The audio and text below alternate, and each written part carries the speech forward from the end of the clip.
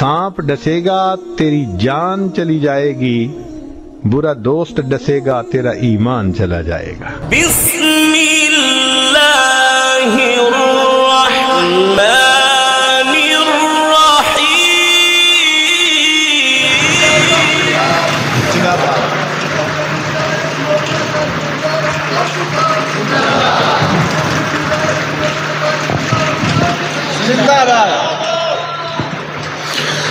बिस्मिल्लाहिर्रहमानिर्रहीम नहमदुहु व नुसल्ली अला रसूलिहिल करीम। मुहतरम जनाब हज़रत मौलाना शेखुल हदीस हज़रत मौलाना ज़ाहिदुर राशिदी साहब दामत बरकातुहुम, हज़रत मौलाना ख्वाजा अज़ीज़ अहमद साहब दामत बरकातुहुम, हज़रत मौलाना हामिद गुलजार क़ासमी साहब मोहतमिम जामिया क़ासमिया, हज़रत मौलाना मुफ्ती किफ़ायतुल्लाह साहब राब्ता कमेटी, मौलाना जवाद महमूद क़ासमी साहब मसूल वफ़ाक़ुल मदारिस और दीगर अकाबिर उलमा इकराम, मशाइख़ इज़ाम, असातिज़ा इकराम, इन सब की खिदमत में यहाँ इतना बड़ा इज्तिमा हो रहा है, इनकी मौजूदगी में इतना बड़ा इज्तिमा है जो यकीनन एक बहुत बड़ी खैर का ज़रिया रखता है। अभी जब मैं इज्तिमा के लिए जामिया क़ासमिया से आ रहा था तो हज़रत शेखुल हदीस हज़रत मौलाना ज़ाहिदुर राशिदी साहब दामत बरकातुहुम की मईयत में बंदे को साथ आने का मौका मिला तो हज़रत ने मुझको इस इज्तिमा के जो अग़राज़ व मक़ासिद फरमाए, वो फरमाया कि हम किसी न किसी तरीक़े से अपने उलमा को जमा करते हैं और एक मिल बैठते हैं। यकीन मानिए इतनी खुशी हुई इस बात को सुनकर कि पूरे शहर के कुर्ब जवार के इलाकों के शहरों के बड़े बड़े उलमा इकराम तशरीफ लाए, मिलकर बैठे, आपस में उनका जोड़, ये खुद एक बहुत बड़ी नेमत है अल्लाह की। अल्लाह रब्बुल इज्जत ने जिस तरीके से अपनी किताब नाजिल फरमाई, किताबुल्लाह, उस किताब की तशरीह के लिए अपने महबूब नबी सल्लल्लाहु अलैहि वसल्लम भेजे, नबी अलैहिस्सलातु वस्सलाम, उनकी अहादीस की तशरीह सहाबा इकराम रज़ी अल्लाहु अन्हुम ने फरमाई। ये रिजालुल्लाह कहलाते हैं, अल्लाह के बंदे। जो सिलसिला चला आ रहा है, दो सिलसिले हमारे यहाँ चलते, दो सिलसिले हैं, एक किताबुल्लाह और एक रिजालुल्लाह। किताबुल्लाह तो ये है जो आपके सामने है, हदीस शरीफ आपके सामने है, और दूसरा सिलसिला है रिजालुल्लाह का, अल्लाह के नेक बंदे जो दर हकीकत अल्लाह के दीन को दूसरों तक पहुंचाते हैं। इनसे राब्ता, इनसे ताल्लुक, इनसे मोहब्बत, ये इसके बगैर हमारा दीन मुकम्मल नहीं होता, न दीन की तालीम मुकम्मल होती। इसलिए हमें अपने अकाबिरीन की बहुत कदर करने की जरूरत है, अपने उलमा की बहुत कदर करने की जरूरत है।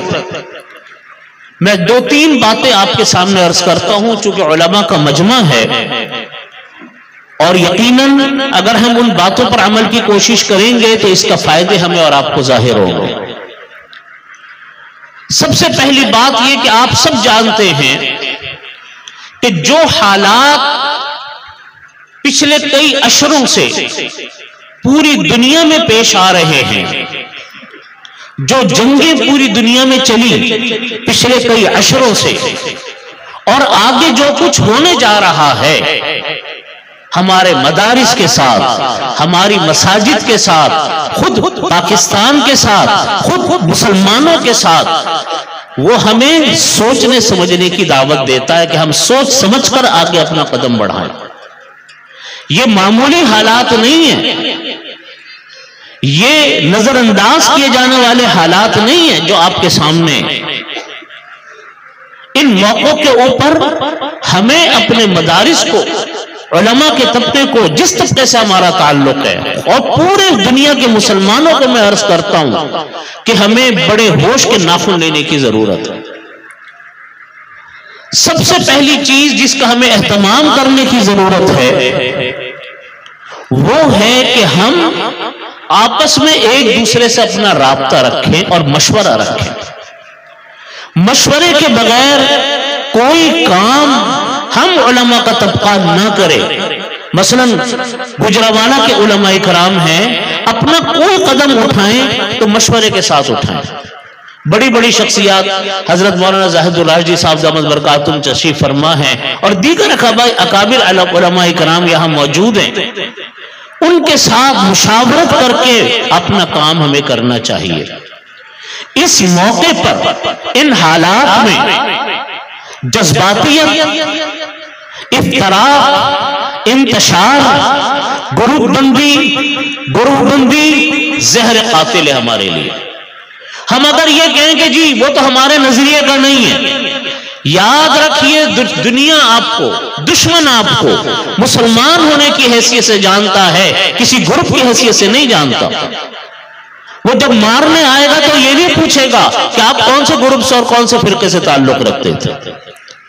ہمارے لیے اتحاد، اتفاق، گروہ بندی سے بچنا، آپس کے معاملات کو مشورے سے کرنا، اپنی پالیسیاں مشورے کے ساتھ بنانا، یہ اس وقت ہماری سب سے بڑی ضرورت ہے۔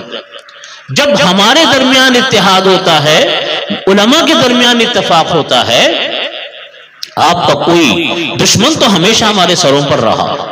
نبی کریم صلی اللہ علیہ وسلم سے لے کر آج تک آپ تاریخ اٹھا کر دیکھیے، کسی زمانے میں دشمن غائب نہیں ہوا، ہمیشہ دشمن رہا۔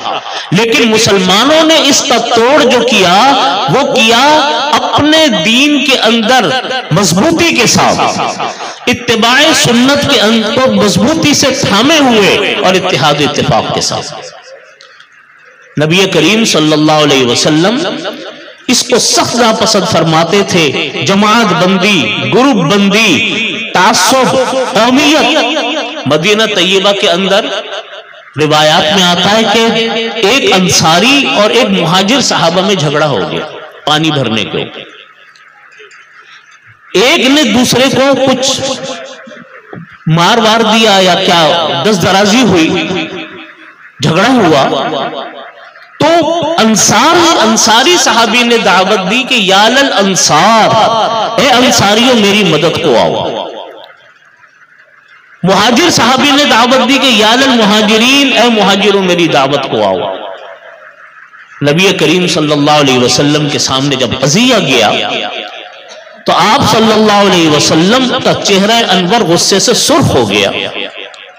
آپ نے فرمایا کہ دعوہا فإنہا منتنا، اس قومیت کے نعرے کو چھوڑو، یہ ایک بدبودار نعرے ہیں۔ آپ نے جھگڑے پر بات نہیں کی، وہ بعد میں کی ہوگی۔ یہ گروہ بندیاں، جماعت بندیاں، افتراق، انتشار، دشمن اسی سے فائدہ اٹھاتا۔ میں اپنے بھائیوں سے، اپنے علماء کرام سے، اپنے اساتذہ کرام سے، اپنے عزیز طلبہ سے یہ بات عرض کرتا ہوں کہ چند باتوں کا ہم اور آپ اہتمام کریں، آپ اس کے فائدے اپنی آنکھوں سے دیکھیں گے انشاءاللہ۔ پہلی چیز، جو کام کریں مشورے سے کریں، مشورے کے بغیر مت چلے۔ نمبر 2، گروہ بندی، انتشار، افتراق، ان سے ہر صورت میں ہمیں اور آپ کو بچنا ہے۔ جہاں یہ چیز آئی وہاں ادارے کے ادارے ختم ہو گئے، کام کے کام ختم ہو گئے، اور کچھ باقی نہیں بچا سوائے ان چیزوں کے، ان سے انسان کی، ان سے جماعت جو بندیاں بنتی ہیں، گروہ بندیاں جو ہوتی ہیں، ان سے جو مسائل پیش آتے ہیں، ان سے جو نقصانات ہوتے ہیں، وہ گنے نہیں جا سکتے۔ تیسری بات، وقت کم ہے، میں مختصر بات عرض کرتا ہوں۔ تیسری بات یہ کہ اپنے علماء کرام کی عزت کریں۔ دیکھیے شکایت تو ہر انسان کو دوسرے سے ہو جاتی ہے، لیکن اس شکایت کو، اس رنجش کو ہمیں آپس میں مل بیٹھ کر طے کر لینا چاہیے، کوئی لمبا چوڑا مشکل کام نہیں، لیکن ہم اس کو پبلک میں لے کر آئیں، ہم اس کو سڑکوں پہ لے کر آئیں، اس سے ہماری ہوا اکھڑ جائے گی، اس سے ہمارا روب دبدبہ ختم ہو جائے گا۔ میں اپنے والد محترم حضرت مفتی رفیع عثمانی صاحب دامت برکاتہم کے ساتھ بہت جگہوں پر جانے کا موقع ملا، اسوار میں، ملک میں، غیر ملک میں۔ بعض ملکوں میں جانا ہوا تو وہاں ہمیں ساتھیوں نے یہ شکایت کی کہ جی یہاں جو تبلیغی جماعت ہے، اس کے جو امیر صاحب ہیں وہ یہ حرکتیں کرتے ہیں، ان کی کچھ شکایات انہوں نے ذکر کی۔ میں ملک کا نام نہیں لے رہا ہوں جان بوجھ کر، اس طرح 2-3 ملکوں میں ہوا اور بہت لوگوں نے شکایت کی۔ اچھا جب تحقیق کی تو واقعتاً وہ مسئلہ تھا، تو والد صاحب نے وہاں ان لوگوں کو یہ شکایت، یہ ان کو کہا کہ دیکھو آپ تبلیغی جماعت کے ساتھ جڑے رہو، ان خرابیوں کی وجہ سے کوئی انتشار کی بات نہیں کرنا، تبلیغی جماعت کے اندر بہت فائدہ اللہ نے رکھا ہے، بہت خیر رکھی ہے، آپ اس سے جڑے رہو۔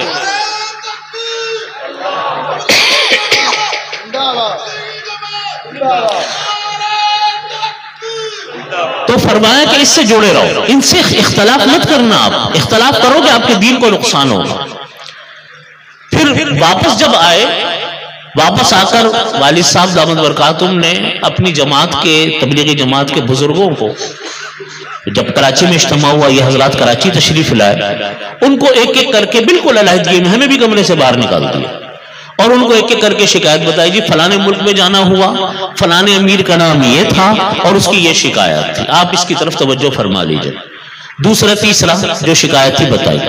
میں عرض یہ کرتا ہوں کہ ہمیں اپنے اکابرین سے سبق سیکھنا چاہیے کہ اتنی بڑی جماعت ہے، غلطیاں بھی ہوتی ہے، یہ نہیں کہ غلطیاں نہیں ہوتی، یہی مسئلے آج ہمارے مدرسوں میں، ہمیں اپنے اساتذہ سے شکایت ہے، ہمیں اپنے علماء سے شکایت ہے، لیکن یہ اپنا ہمارا خاندان ہے، یہ ہماری اپنی برادری ہے، کمی کوتاہی سے کوئی خالی نہیں، لیکن اپنے مسائل تنہائی میں خود ہی طے کر لیجئے۔ آپ دیکھیے جب یہ مسئلے عامت الناس کے سامنے جائیں گے، اس کے بہت زیادہ نقصانات ہیں۔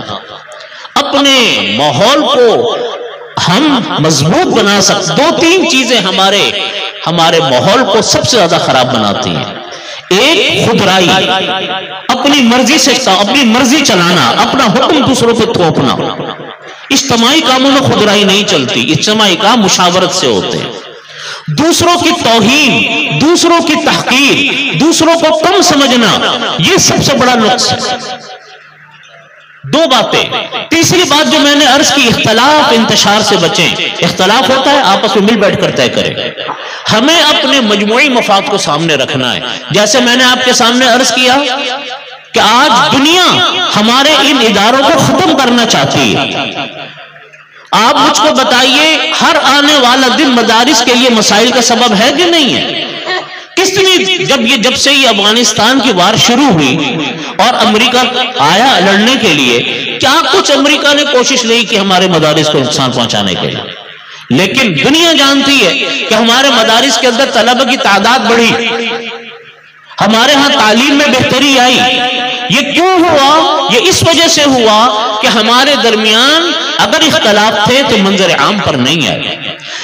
وفاق المدارس، مدارس کی جو تنظیمیں، مدارس کے سلسلے، ان کے کام آپس کے باہمی مشاورت سے، اس لیے ہمیں ان باتوں کا اہتمام کرنے کی ضرورت ہے۔ اور ان سب کے اوپر ایک چیز ہے، وہ کام اگر ہم کریں گے انشاءاللہ نبی کریم صلی اللہ علیہ وسلم کے زمانے سے لے کر آج تک ہمیں نقصان نہیں پہنچا سکا کوئی، وہ ہے شریعت کی پابندی، اتباع سنت کی پابندی۔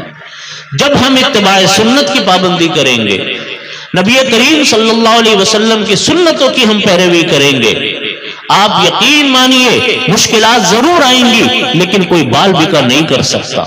خرابی، پریشانیاں، ہمیں نقصان اس وقت ہوگا جب ہم خود اندر سے کمزور پڑیں گے تو ہمیں نقصان ہوگا۔